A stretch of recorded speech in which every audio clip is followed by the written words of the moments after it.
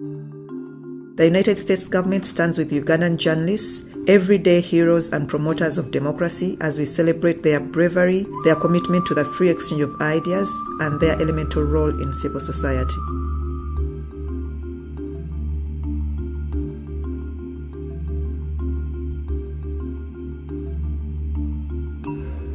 Press freedom means the absence of interference and the respect by the governments of the right to freedom of expression. Nurturing a free and independent media in Uganda is one of the US government's top priorities as part of our larger goal to strengthen democratic values and institutions. The Press Freedom Campaign calls for accountability, for governments to enforce laws protecting freedom of expression and journalists, and for an improved environment for independent media.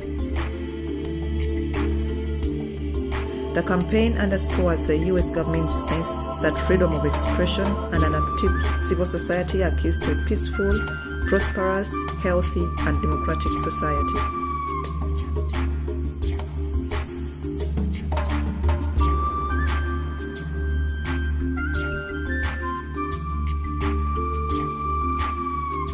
I believe the new regulations that were brought up recently by government is quite contestable. Government will use these regulations to control who practices journalism or not, and which could, in the long run, affect the quality of journalism in Uganda.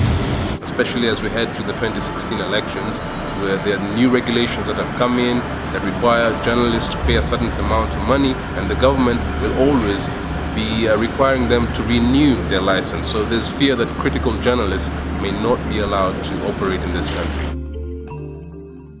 The press must also ensure that it carries out its duties professionally and with utmost responsibility.